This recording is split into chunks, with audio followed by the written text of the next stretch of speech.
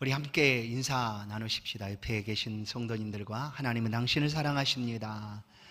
아멘.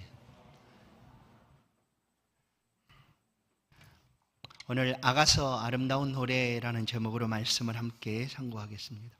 하나님은 당신을 사랑합니다 라는 이런 인사, 또 정말로 하나님이 우리 함께 하시고 우리를 사랑하신다라는 것을 우리는 의심 없이 믿습니다. 하나님을 세상에 가장 잘 표현해 줄 수 있는 것이 무엇일까? 요한서신에서 하나님의 이름을 우리 가운데 하나님은 사랑이시다라고 이렇게 말씀을 해 줍니다. 우리가 서로를 사랑할 수 있다, 사랑합니다, 사랑해요라고 말할 수 있다고 하는 것은 우리 가운데 있는 놀라운 은혜요 축복입니다. 하나님께서는 세상에 사랑을 주시고 그 사랑으로 세상이 아름답도록 만들어 가십니다. 오늘 아가서 말씀을 함께 상고하겠습니다. 성경에 나타나 있는 하나님의 사랑을 이렇게 표현합니다. 그것은 아가페 사랑이다. 그냥 무조건 주는 부모님의 사랑과도 같은 거죠. 아가페 사랑이다. 그러나 또 다른 사랑의 표현들이 있습니다. 필레오 사랑, 형제와 또 친구들을 사랑하는 그런 사랑이 있고, 에로스 사랑이라는 표현도 있습니다.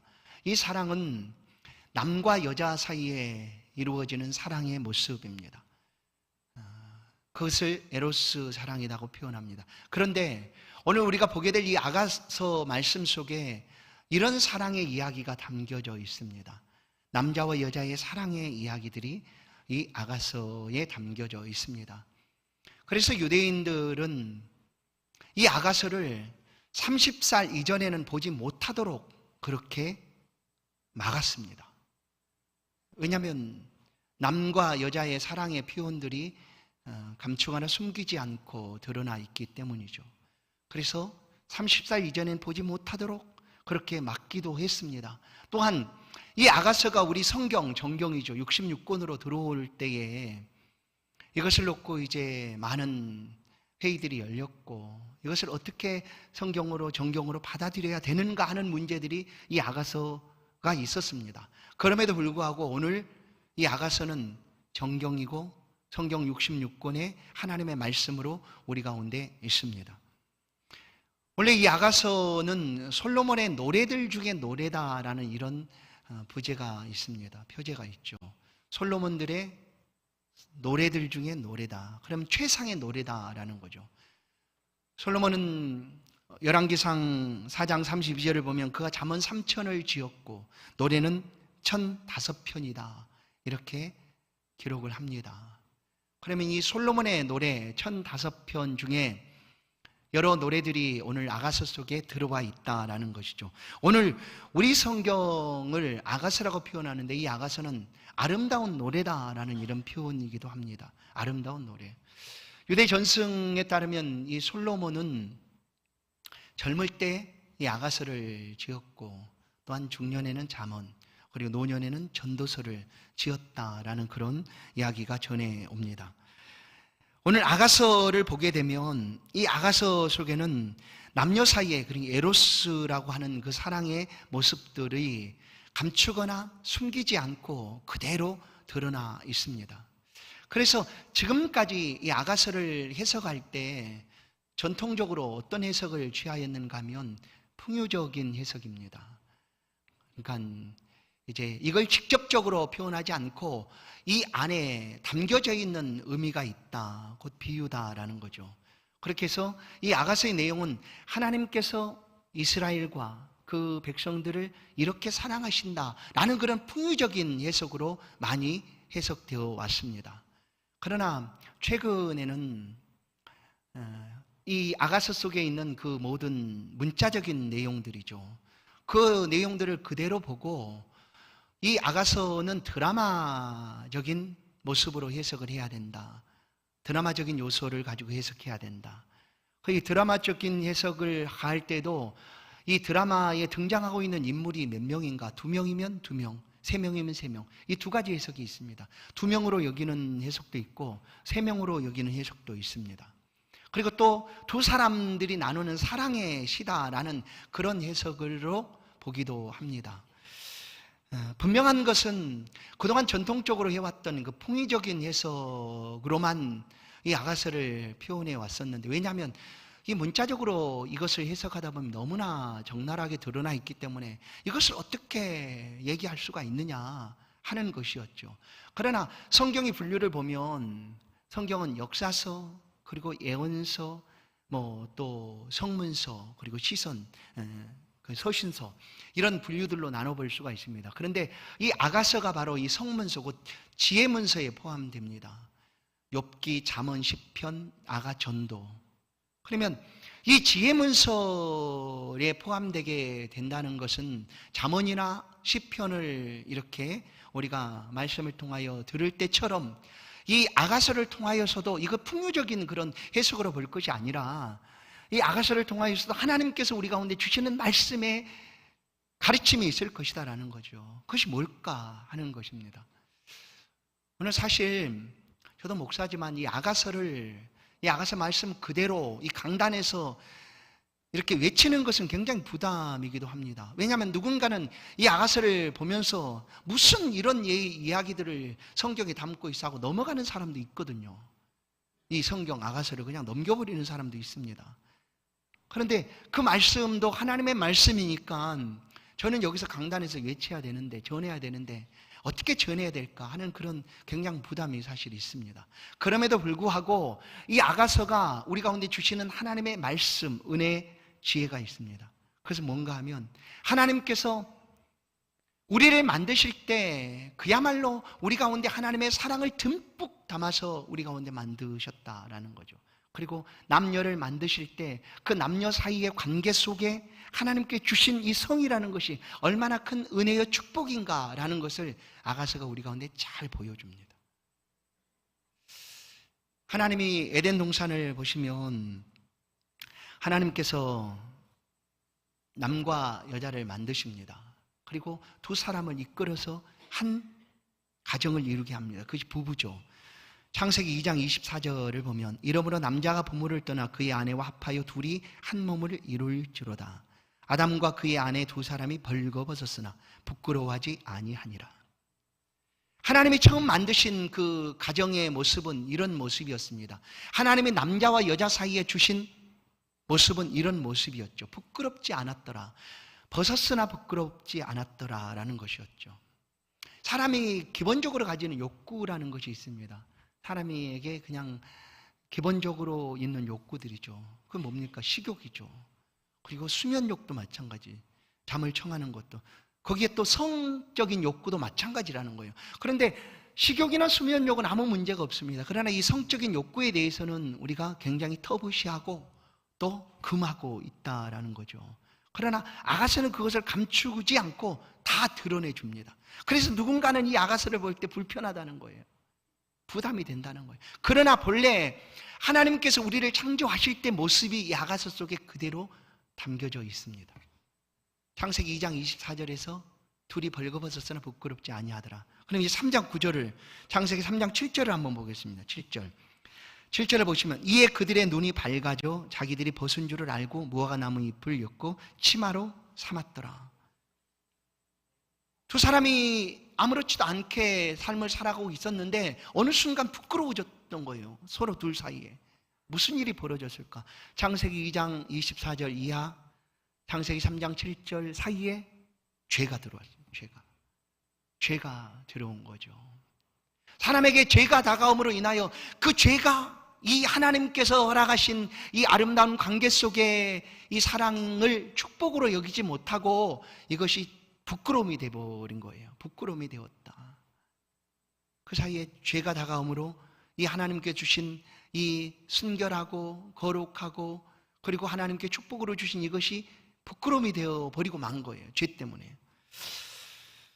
그런데 이 아가서 안에 담겨져 있는 내용들을 보면 바로 창세기 2장 24절, 그러니까 창세기 3장 7절 이 사이에 있었던 그 모습 그대로를 보여줍니다. 부끄러움이 되기 이전의 모습인 거죠. 그러니까 본래 하나님께서 우리를 만드시고 우리 가운데 축복으로 주신 그 관계를 통하여 그 삶이 얼마나 아름답고 복된가를 보여주는 것이 아가서예요. 그 아가서가 얼마나 귀한 성경입니까? 왜냐하면 우리의 모습을 그대로 보여주고 있는 거예요. 그리고 우리의 삶의 모습이 이와 같다라는 것을 아가서는 말씀을 해줍니다. 그동안 전통적으로 이 아가서를 해석해왔던 것은 풍요적인 해석이었습니다. 이런 남녀 관계의 모습을 다 배제하고 문자적인 내용들에 담겨져 있는 비유로 보았던 거죠. 물론 그것이 틀렸다라고는 볼 수는 없습니다. 왜냐하면 궁극적으로 아가서를 통하여 우리가 하나님을 그렇게 사랑하는 자리로 나아가야 되기 때문이죠. 그러나 요즘 해석하고 있는 이 드라마식의 해석을 보면 이렇습니다. 화자가 두 명이라는 거죠. 그 등장하고 있는 인물 두 명이라고 볼 때, 솔로몬과 술람미 여인이라고 볼 때, 이 아가서 1장부터 3장까지는 이 솔로몬 왕이 술람미 여인에게 사랑의 고백을 많이 합니다. 그리고 마침내 사랑의 관계가 이루어져서 결혼을 하게 되죠. 그리고 결혼하고 나서 그들 가운데 주신 그 기쁨의 모습들이 담겨져 있습니다. 그런데 5장에 가보면 이 술람미 여인이 실수해서 집을 떠나게 됩니다. 그냥 떠나게 돼요. 헤매게 됩니다. 그러다 다시 6장에서 남편을 만나게 되고, 마지막 8장은, 아가서 마지막 8장은 그들 사이에 그 사랑의 관계가 얼마만큼 깊어졌고 아름답게 완성이 되어졌는가를 8장은 말씀하고 있는 겁니다.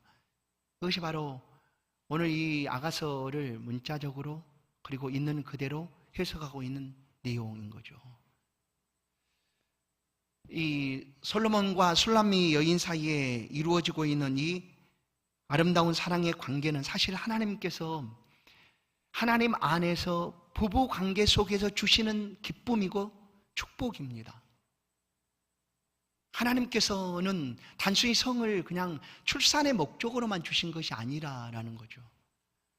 모든 사람들에게 하나님께서는 이것을 가장 기쁨, 가장 축복으로 주시고 있다라는 거예요. 우리가 누군가에게 우리 자신을 전부 줄 수 있다고 할 때 무엇이 되겠습니까? 무엇이? 바로 이 관계죠. 이 솔로몬과 술람미 여인 사이에 이루어지고 있는 이 사랑의 관계가 가장 거룩하고 아름답고 축복된 관계다라는 것을 우리 가운데 보여주고 있는 것입니다. 왜 이 말씀을 성경 안에서 우리 가운데 들려주고 있을까? 본래 하나님께 창조하신 그 모습이 이 모습인데 우리 안에 죄가 들어와서 이 모습이 왜곡되고 바뀌어지고 있게 된 거죠. 오늘 우리의 사회는, 그래도 우리나라는 아주 평등한 사회다고 얘기합니다. 어디서든지 평등하다라고 그렇게 얘기를 합니다. 그러나 그 속에서도 여전히 불평등을 느끼고 있는 사람들이 있습니다. 특별히 남과 여자 중에 여자가 그렇죠. 이 불평등의 크기를 남자보다 여자가 훨씬 더 크게 느낍니다. 같은 회사를 다녀도 힘이 없다는 것 때문에, 때로는 가정에 육아를 해야 되는 것 때문에 승진에 귀해서 이게 뒤로 밀리기도 하지 않습니까? 이런 사회적인 불평등의 모습들을 통해서 여성들은 아파합니다. 그런데 이런 사회적인 불평등의 모습들이 거기에만 머무는 것이 아니라 남과 여자의 관계 속으로 들어와 있다라는 거예요. 그래서 가장 축복이고 또 하나님께 주신 복된 관계여야 되는데 그 속에서도 이 관계가 왜곡되어 표현되고 있다라는 거예요. 그 관계들이 그것이 어떤가, 어떤 왜곡들이 우리 사회 속에서 나타나고 있는가. 물론 이 남과 여자의 관계가 왜곡된 것의 근본적인 이유는 죄 때문입니다. 죄가 들어옴으로 인해서 이 관계가 왜곡되고 있었던 거죠. 그러나 지금 우리 사회 속에서도 이런 관계들이 드러나고 있습니다. 가장 거룩하고 순결해야 되는 이 관계, 성이 상품화되고 있다라는 거죠. 사고 파는 상품화가 되고 말았어요. 그렇게 된 거예요.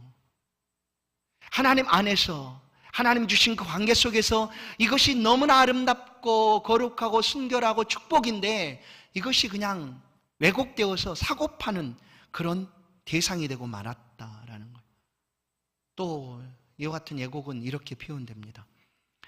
하나님이 주신 이 성이 너무나 아름답고 순결한데 더러운 것으로 취급되고 말았다라는 거예요. 더러운 것으로.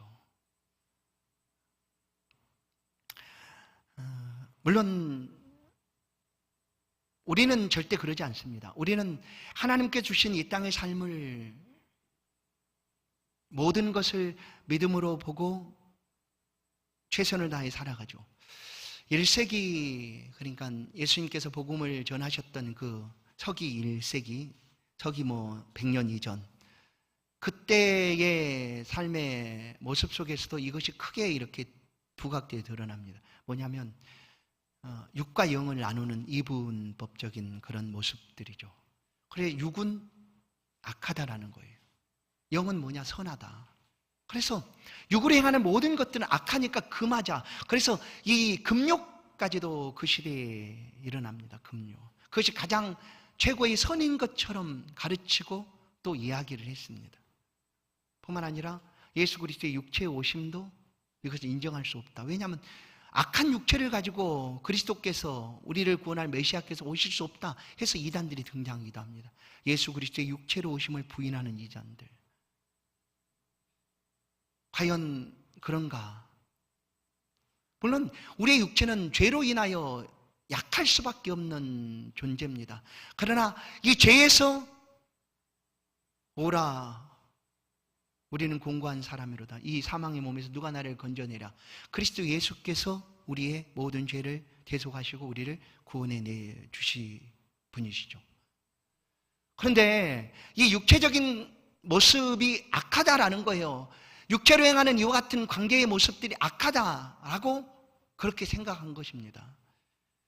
그런데 예수 믿는 사람들 중에서도 이런 모습을 보이는 사람들도 있습니다.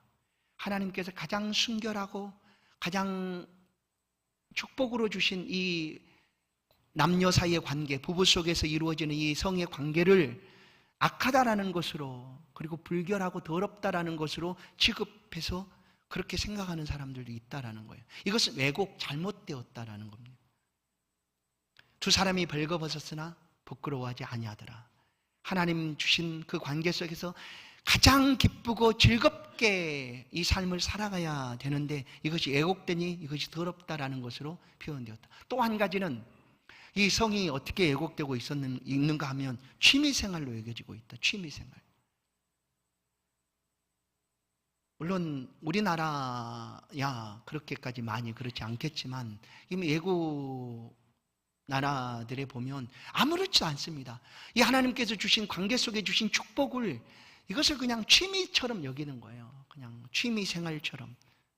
그렇게 성이 왜곡되고 말았다라는 거예요. 그런데 이 아가서는 이런 왜곡된 하나님께서 허락하신 가장 축복된 관계를 회복하는 모습으로 우리 가운데 알려주고 있습니다. 성도 여러분, 부부 사이에 주신 이 관계는 부끄러움이 결코 아닙니다. 하나님이 주신 가장 순결하고 아름다운 것이다 라는 거예요. 그래서 이 아가서의 말씀들을 우리가 다시 한번 묵상하고 듣게 되면 하나님께서 이런 은혜를 우리 가운데 주시는구나 라는 것을 우리가 분명하게 깨닫게 될 것입니다. 아가서 속에서 우리 가운데 보여주고 있는 왜곡된 관계 회복은 뭐냐면 평등하다는 거예요. 왜냐하면 불평등한 그런 구조 속에서 남자와 여자가 아무리 평등하다고 그래도 불평등한데 이런 불평등의 관계가 이 남과 여자의 관계 속에도 들어와서 그렇게 여겨지고 있다라는 거예요. 그래서 아가서에서는 평등하다. 남과 여자는 똑같다. 그런 관계도 역시 똑같다라는 거예요. 아주 가장 친밀하고 가장 아름답고 선한 것이 바로 그 관계의 모습이다라고 우리 가운데 아가서는 표현해주고 있습니다. 뿐만 아니라 단순히 출산이나 쾌락만을 위한 도구로 이것이 사용되는 것이 아니라 부부 사이의 관계의 처음 시작이다라는 것으로 우리 가운데 말씀을 해줍니다. 그리고 이 아가서를 통하여 우리가 우리 가운데 주신 이 기쁨과 또한 가장 축복된 이 삶을 살아가는 동안 감사하며 누리며 살아가라는 거예요. 성경은 또 말합니다. 신약에서 이렇게 표현하죠. 그 관계의 아름다움을 깨뜨리려고 하는 그런 일들이 없도록 어떻게 해요? 틈을 주지 말라라는 것으로 그 관계를 지속하게 말씀합니다. 기도할 예외에 분방하지 말아라 하는 표현은 부부 사이가 떨어지지 않도록 이 사랑의 관계가 계속 유지될 수 있도록 그냥 틈을 주지 말아라는 거예요. 그렇게 이 관계가 얼마나 아름다운가를 우리 가운데 표현해 줍니다. 그러면 이제 이 아가서가 그동안 해왔던, 전통적으로 해석해왔던 풍요적인 그런 해석들이 다 틀렸다라고 말하는 것은 아니다라는 거예요. 왜냐하면 구약의 많은 선지자들은 하나님과 우리 사이의 관계를 표현할 때 어떻게 표현하는가 하면, 물론 다른 관계들이 많이 있습니다. 양과 목자 관계, 뭐 포도나무와 가지, 뭐 그런 관계들로 표현되지 않습니까? 뿐만 아니라 남편과 아내의 관계로 하나님과 우리 사이의 관계를 표현하기도 한다라는 거예요. 이 아가서가 만약에 우리 가운데 왜곡되어져 있는 이런 사회 속에서 이런 하나님의 말씀들이 들려지지 않는다면 우리는 원래 본래 성이 이런 거구나 라고 여겼을 것입니다. 그리고 우리를 향한 하나님의 사랑에 대해서 우리는 더 크게 깨닫지를 못했을 것입니다. 그러나 아가서의 말씀들을 통하여 우리는 하나님과 우리 사이의 관계 속에서 나타나고 있는 하나님의 그 지극하신 사랑을 더 깊이 깨닫게 된다라는 거예요. 선지자들은 하나님과 우리 사이의 관계를 남편과 아내의 관계로 소개합니다. 호세아 선지자도 이혼한 아내와 화해하려는 남편의 모습을 우리 가운데 보여줍니다. 그 남편은 누군가? 하나님이시다. 호세아 2장 2절 너희 어머니와 논쟁하라. 그는 내 아내가 아니요 나는 그의 남편이 아니라 그가 그의 얼굴에서 음란을 제하게 하고 그 유방 사이에서 음행을 제하게 하라. 또 예레미야 선지자도 똑같이 이렇게 말합니다. 예레미야 3장 8절 내가 배역한 이스라엘이 간음을 행하였으므로 내가 그를 내쫓고 그에게서 이혼서까지 주었으되 그의 반역한 자매 유다가 두려워하지 아니하고 자기도 가서 행음함을 내가 보았노라. 이혼 증서까지 잘못한 아내를 위하여 써주었는데도 여전히 유다가 또 행음하고 있다. 이것은 우리가 아가서를 풍류적으로 해석할 때 하나님과 이스라엘 백성 사이의 관계를 이렇게 표현하고 있는 거예요. 그러나 그 관계가 잘못된 것이 아니죠. 하나님이 우리를 그렇게 보고 계시니까. 하나님은 남편이시고 우리는 아내다라는 거예요. 이사야 선지자도 마찬가지입니다. 에스겔 선지자도 그렇게 말합니다. 이사야 50장 1절 나 여호와가 이같이 말하노라. 내가 너희의 어미를 내보낸 이혼 증서가 어디 있느냐? 내가 어느 체주에게 너희를 팔았느냐? 보라 너희는 너희의 죄악으로 말미암아 팔렸고 너희의 어미는 너희의 배역함으로 말미암아 내보냄을 받았느니라. 하나님께서 우리의 남편이 되어주시고 또한 우리는 하나님의 아내가 남편과 아내 관계니까 그런 관계 속에서 지금 선지자들은 끊임없이 얘기하는 거예요. 하나님이 이렇게 너희를 사랑하는데 왜 배반하느냐? 우상을 섬기고 간음하느냐 하는 것이죠. 그런데 이 아가서가 바로 그 말씀들을 우리 가운데 들려주고 있다라는 거예요. 그러면 이제 이 아가서를 드라마식으로 또한 두 사람의 사랑의 언어로 우리가 본다고 한다면 단순히 그것으로 끝나는 것이 아니라 오래전에 전통적으로 해왔던 그 풍요적인 해석이 또 우리에게 다가오고 있는 거예요. 왜냐하면 이 아가서의 말씀들을 있는 그대로 문자적으로 우리가 해석해서 볼 때 본래 하나님이 우리 가운데 주신 이 사랑의 관계가 얼마나 좋은가, 얼마나 축복이고 기쁨인가를 우리가 알게 됨으로 하나님과 우리 사이의 관계를 더 깊이 알 수가 있다라는 거예요. 이 신약 에베소서를 통하여서도 그 말씀을 우리 가운데 들려줍니다.